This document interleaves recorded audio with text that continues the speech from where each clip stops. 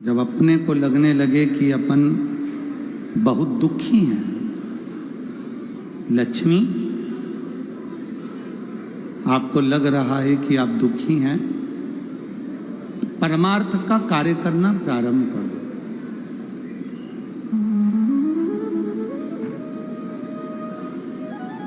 जितना बन सकता है परमार्थ का कार्य करो। और फिर कहा लक्ष्मी, दुख मिटाने का इस संसार सागर में सबसे सुंदर तरीका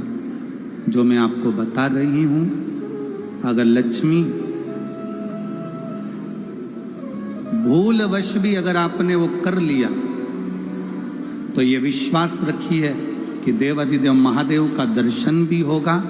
और आपके मन में जो कामना है वो पूरी भी होगी, अगर आपने इसको स्मरण कर लिया।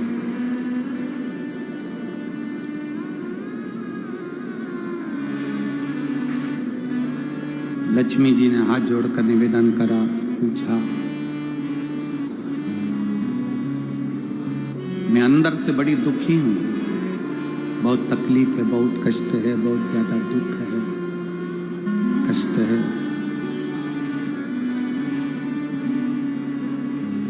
आप मुझे बताएं कि मेरा वो दुख मिटेगा कैसे, मेरा वो कष्ट कटेगा कैसे। जो पार्वती जी ने लक्ष्मी जी को कहा है दुख मिटाने के लिए उपाय जो बताया, वह आप भी अपनी जिंदगी में धारण करिएगा। सुनो लक्ष्मी,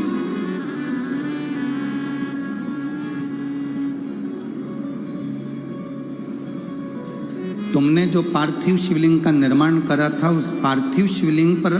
आपके अश्रु गिरे, वो अश्रु मेरे पास आए, उस अश्रु के बल पर मेरा दर्शन।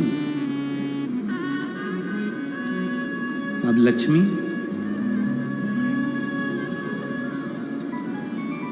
इस संसार सागर में भूमंडल पर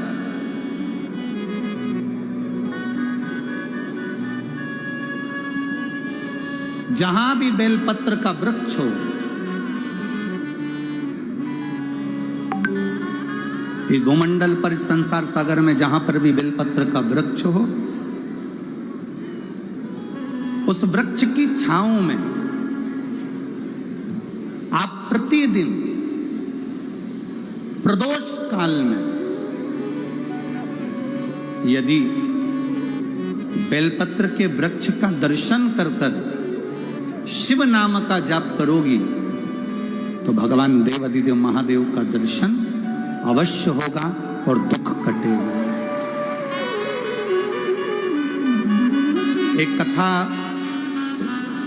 आप लोगों ने अगर सुनी होगी, पहले हमने एक बार परली बैजनाथ में सोमानी जी कथा कराए थे। तो परली बैजनाथ में जब सोमानी जी कथा कराए थे तो उसमें हमने एक बात कही थी, उसका स्मरण यदि आपके अंदर होगा तो आपको स्मरण में आ जाएगा। परली बैजनाथ की कथा में कहा था कि प्रदोष काल के समय पर, शाम के समय पर बेलपत्री के वृक्ष के नीचे जो जाकर बैठ जाता है या बेलपत्री के वृक्ष की जो जड़ है उसका मात्र स्पर्श कर लेता है, बेलपत्री के वृक्ष की जड़ की मिट्टी का भी अगर मस्तक पर तिलक धारण कर लेता है या उसको नमन कर लेता है, प्रदोष काल में, प्रदोष के समय पर, शाम के समय पर प्रतिदिन अगर वो शिव की भक्ति का स्मरण कर लेता है, प्रतिदिन नहीं कर सकते तो प्रदोष की प्रदोष करो, प्रदोष की प्रदोष नहीं कर सकते सोमवार की सोमवार करो, ये भी नहीं कर सकते हर महीने की शिवरात्रि आती है उस शिवरात्रि पर करो, ये भी नहीं कर सकते तो प्रयास करो कि अपन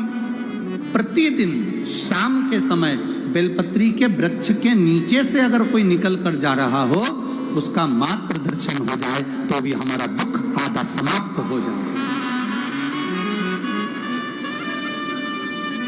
तो भी उसका दुख समाप्त हो।